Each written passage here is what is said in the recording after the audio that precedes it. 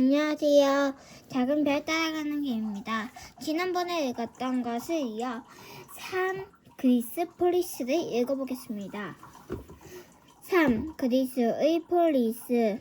지난번 편지에서 세계 4대 고대 문명에 대해 알아봤지?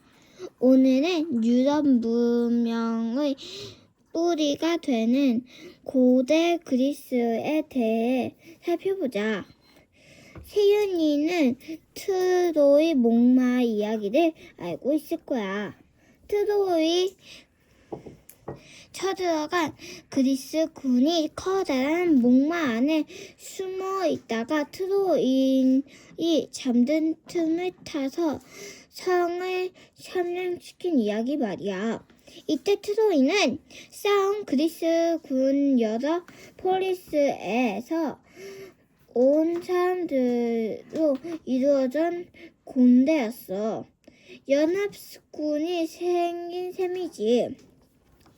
폴리스는 보통 도시 국가라고 번역했는데 도시 하나가 독립적인 주권을 갖고 있는 독립국가였기 때문이야. 폴리스인들은 저마다 고유의 이름을 갖고 있어. 아테나, 스파르타, 테베, 코린트, 이오니아들이 대표적인 폴리스인들이었지. 그 중에 몇 개는 너도 들어본 이름일 거야. 폴리스들이 연합체 그리스의 폴리스들이 언제 어떻게 해서 처음 세워졌는지 한마디로 딱 잘라 말하긴 어려워. 그렇지만 아테나, 스파르타 같은 규모가 큰 폴리스들이 진정한 것은 기원전 8세기 무렵으로 알려져 있어. 폴리스의 중심부에는 아크로폴리스라고 하는 높은 언덕이 있고 언덕 위에 폴리스의 수호신을 모신 신전이 잡아왔지. 언덕 아래엔 아고라 즉 광장이 있었어. 그곳에서 시장이 열리거나 시민들이 모여 폴리스의 중요한 일들을 결정했단다.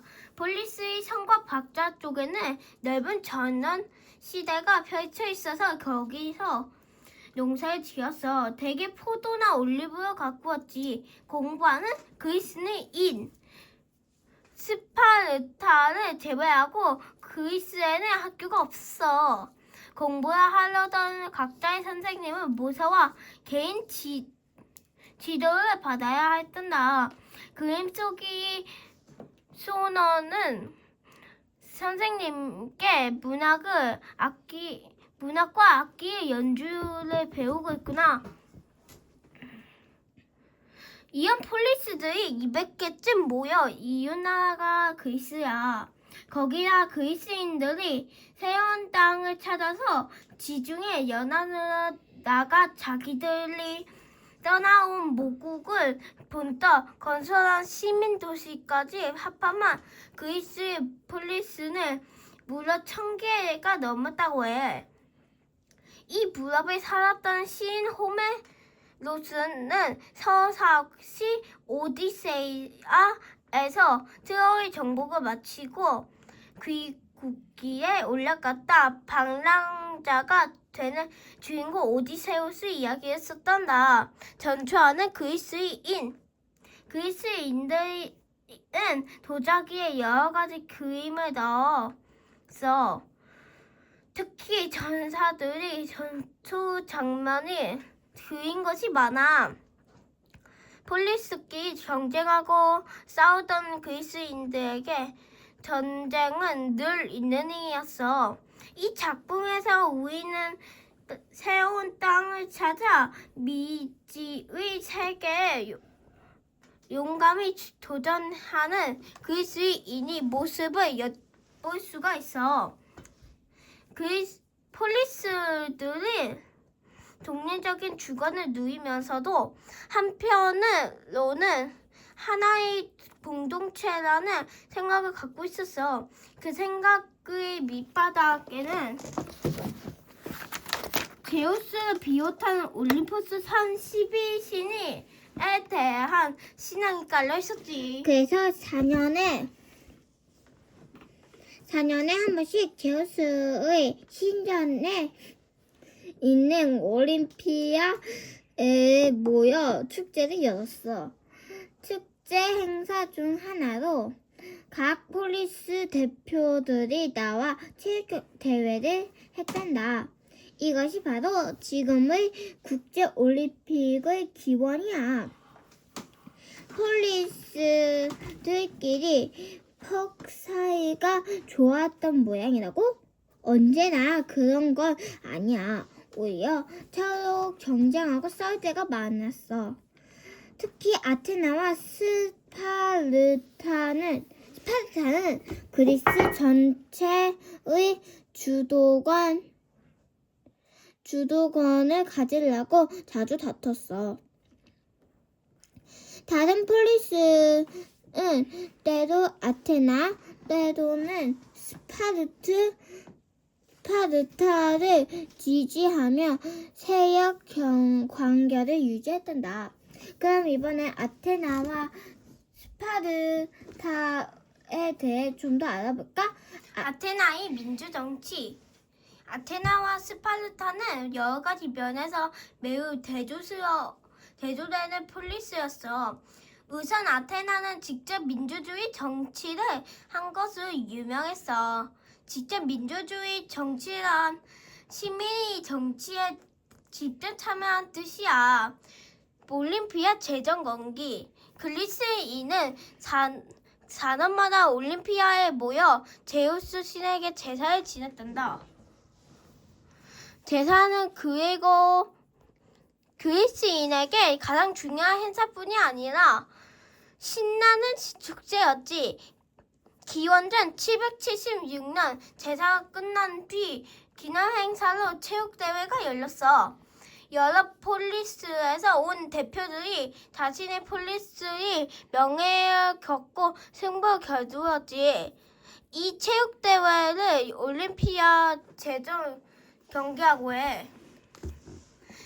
경기 종목은 달리기, 레슬링, 격투, 멀리뛰기, 원반 던지기, 창던지기 등이었어. 올림피아 제정 경기는 1100년 동안 한 번도 거르지 않고 4년마다 꼬박꼬박 열렸어. 그런데 로마 황제 테오도 시우스는 이 대전이 기독한 기독교를 믿지 않는 사람들이 대전이라는 이유로 금지시켜 버렸단다.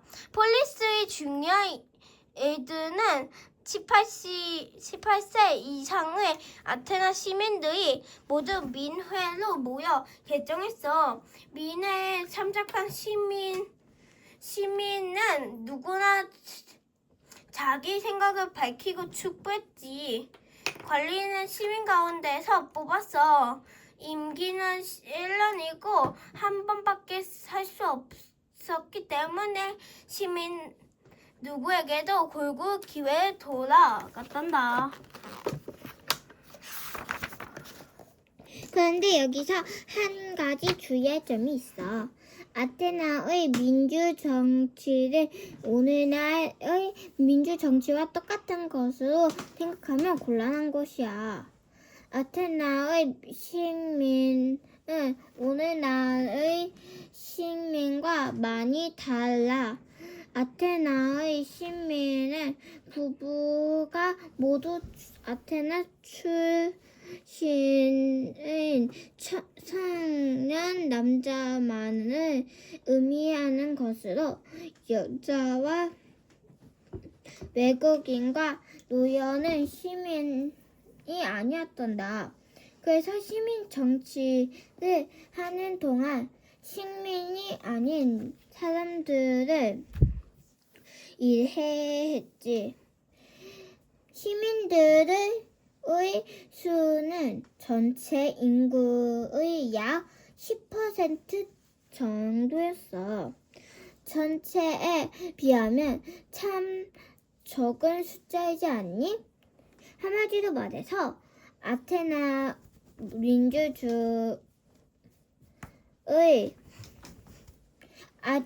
민주주의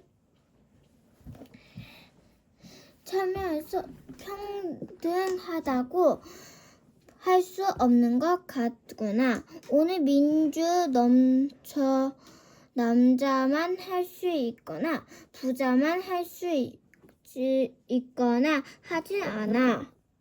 그리스의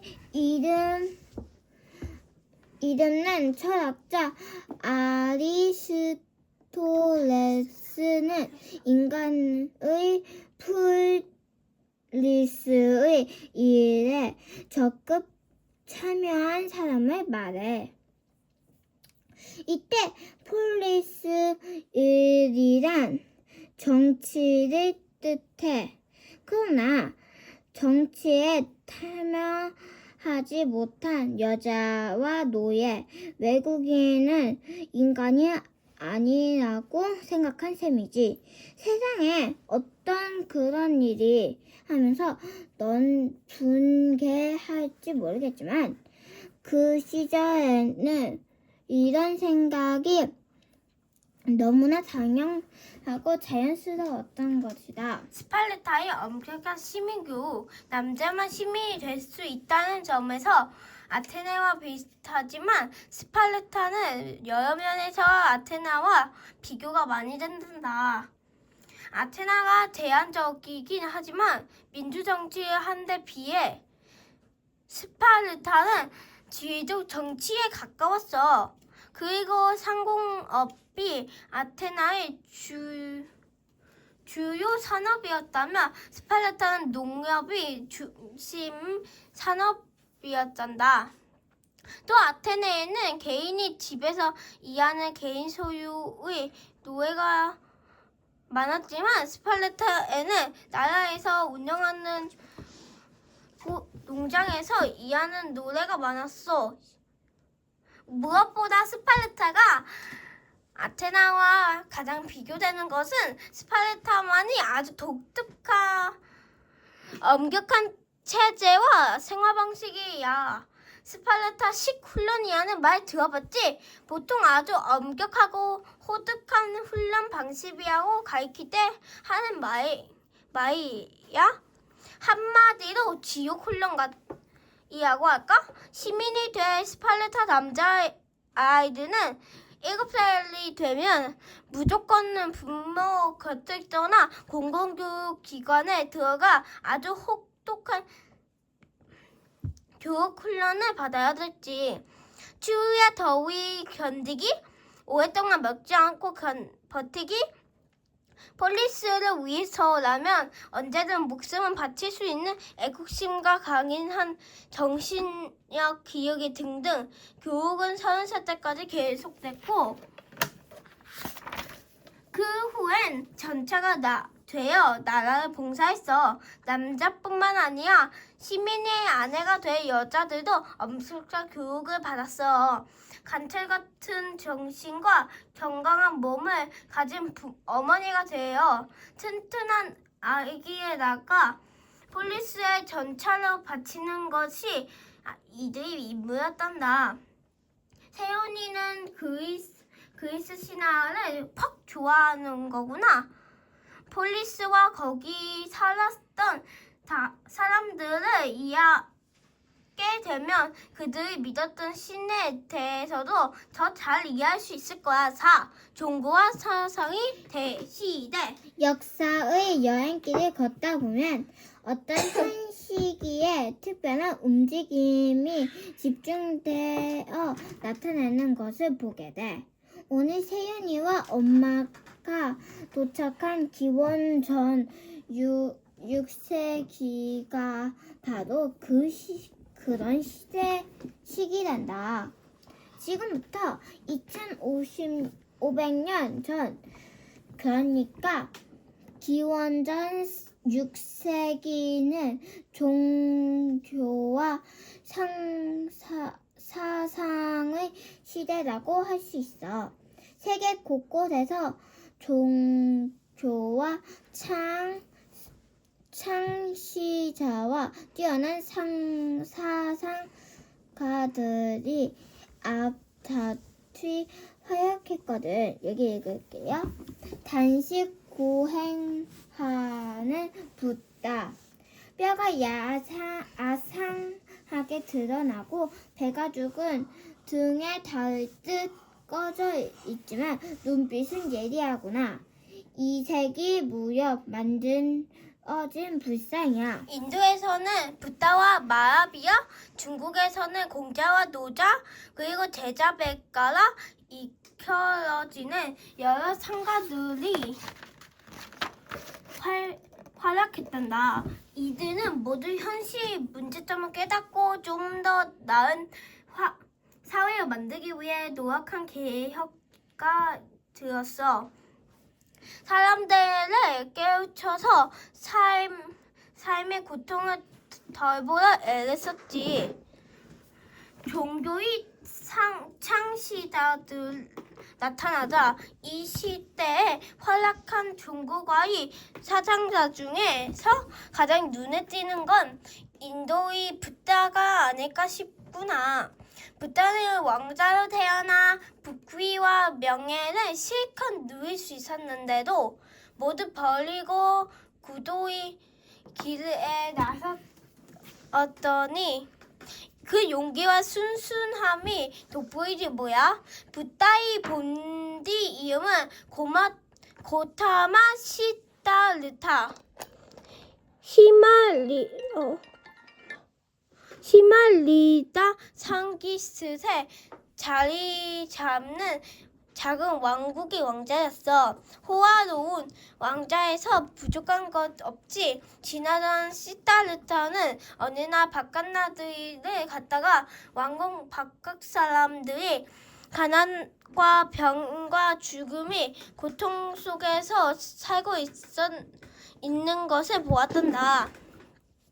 시다르타는 이미 결혼해서 자식까지 두었지만 사람들이 고통을 나 몰라라 할 수 없었지.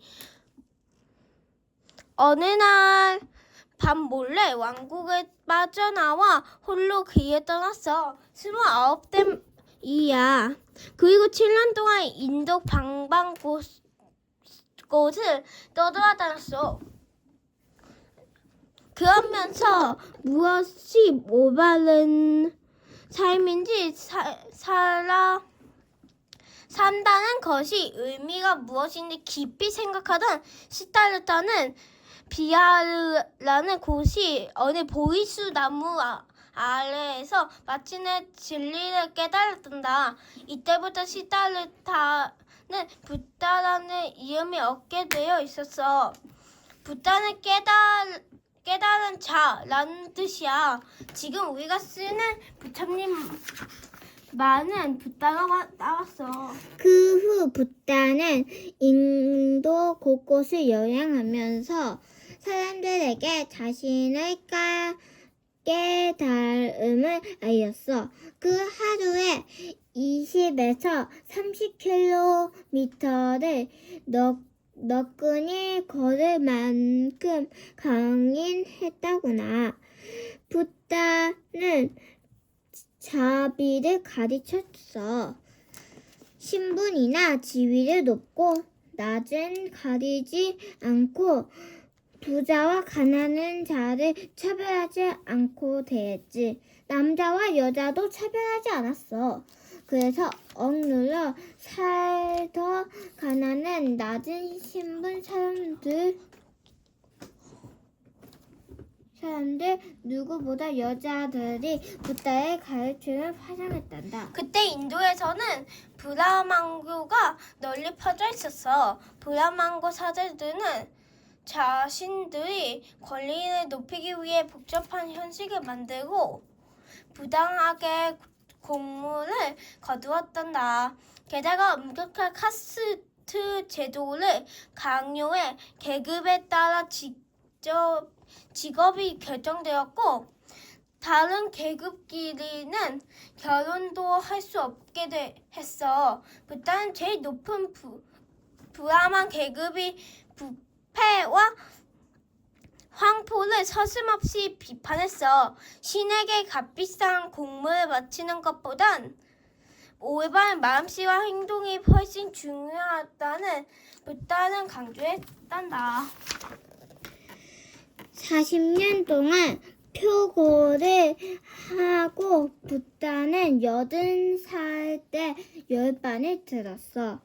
그 뒤 붓다의 가르침을 따르는 불교는 중국과 신혼을 거쳐 우리나라, 일본, 동남아시아나로 퍼져나가 세계적인 종교가 되었어. 그렇지만 오늘날 인도에서 가장 많은 사람이 믿는 종교는 불교가 아니라 힌두교라는 것을 알아두렴. 힌두교는 브라만을 중심으로 한 브라만교에서 갈라져 나온 종교란다. 붓다와 거의 같을 땐 활약한 인도의 종교가로 미하비라가 있었어. 미하비라는 위대한 영웅이라는 뜻이 별명이야. 본디 이름은 바르다마나. 그도 붓다처럼 높은 계급 출신인데 30살 때 집을 떠나 12년 동안 고행한 끝에 깨달음을 얻었지. 그런데 고대하던 12년 동안 한 번도 옷을 갈아입지 않는다구나. 글쎄, 바르다마나가 창시한 종교를 자이나교라고 해. 자이나는 진화를 따른 사람이라는 뜻이 있단다. 진화는 또 무엇이냐고? 정보자란 말이야. 이따도 삶의 고통을 정복한 사람이라는 뜻이겠지. 바르다마나는 30년 동안 포교를 하고 72살의 인생을 마쳤단다. 자이나교를 믿은 사람은 인도 서부에 많다고 해. 아름다운 시원이 지금도 남아있단다. 자이나교는 폭력을 절대 반대해. 그래서 살아있는 생물을 다치게 하지 않아. 그러니 자이나교를 믿으려면 채식주의자가 되어야지. 세연이는 안 되겠다. 고기 엄청 좋아하니까. 중국 그래도 난 아니거든. 나도 고기 좋아하지만. 중국 시하장의 두 흐름, 유교와 독교. 이제 중국으로 눈을 돌려보자. 인도의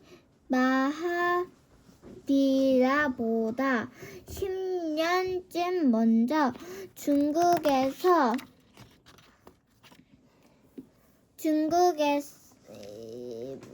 중국에는 그런 식의 호칭이 많아. 맹자, 노자, 장자, 순자, 손자 등등.